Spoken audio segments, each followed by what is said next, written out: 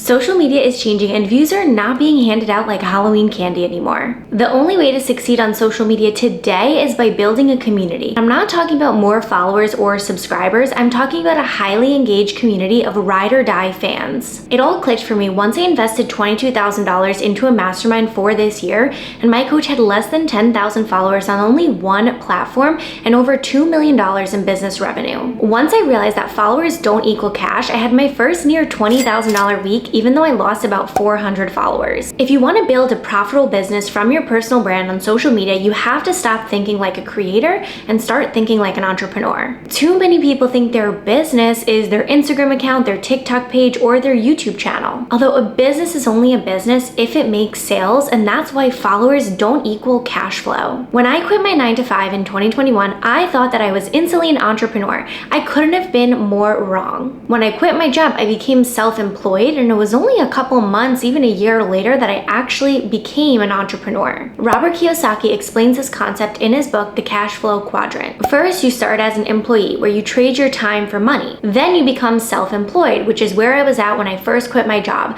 I was doing a lot of different freelance work, and I was making some sales here and there, but I didn't really have a well-oiled machine of a business on the back end. And as you can see, in the employee and in the self-employed, you're trading your time for money. And that is what we call active income. And then we move over to the top right, which is the business owner, the entrepreneur. And this is when your income doesn't become dependent on active work. So for example, me and my business, I have tons of passive products like digital downloads, online courses, and affiliate income. And this is where my income is not dependent on the active work that I do. So for example, if I sell a course for $3,000, that's something I had made in the past and upfronted the work, and now I can earn income on it for years to come. In addition, with being an entrepreneur, is you start to build a team. So you can actually outsource the things that don't absolutely have to be done by you. And as a personal brand, I find this the most essential to scale. So as a personal brand, you guys see me showing up here on YouTube, on my podcast, and short form content,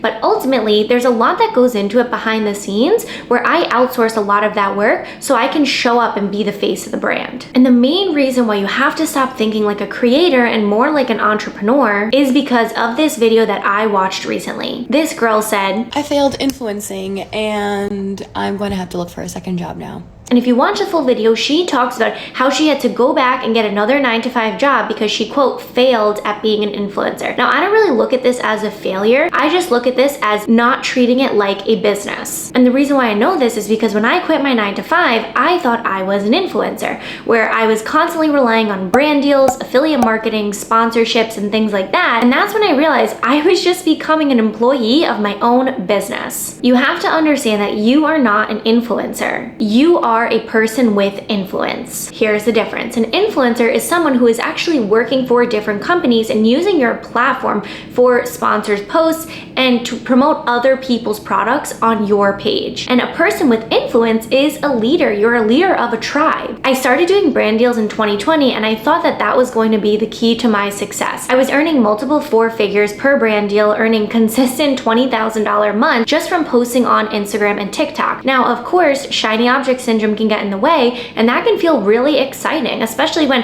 I just quit my job and I 3x'd my income that I was making at that full-time job by just posting one time on my Instagram page. But the more I was doing these deals, the more I realized that I didn't have any products that were my own, and I was continuously just promoting other people's businesses. So I had this light bulb moment, and I said to myself, imagine if I could use my platform that I spent my time and energy building to promote my own products and services. And that's when it all clicked for me. I realized that I was the leader of a tribe, and I had something much more powerful than a platform to just be promoting cleaning and beauty products. Now, don't get me wrong, I still do sponsorships here and there, but I only look at it as one small part of the bigger picture. When I was focused so much on being an influencer, I realized that I was just becoming an employee of my own business. I don't think enough creators realize how powerful their platforms are. Even if you have less than 1,000 followers, you probably have a really highly engaged engaged community that believes what you say and you've built trust with. Now imagine if you could continue to lead this tribe and realize that your highly engaged community is actually the core audience for your dream business. In the book Tribes by Seth Godin, he explains that one only needs 1,000 true fans to be the leader of a tribe. And this is the most important part of the whole entire video, so make sure you're paying attention here, and if you are, comment "I'm ready" so I can see who made it to the most important part of the video. It's time for you to become a creator times CEO. So what do I mean by this? Look at someone like Emma Chamberlain. She started just making videos on YouTube, but then she leveraged her community to build something of her own, like Chamberlain Coffee and the Anything Goes podcast. And this is the way I firmly believe that the influencer space is moving, where you see creators on the front end, but businesses on the back end. For example, Mr. Beast. He has Mr. Beast Burger and Feastables, and we can talk later down the line about then creators becoming investors. But at the stage that you're at, it's time for you to start showing up as the creator,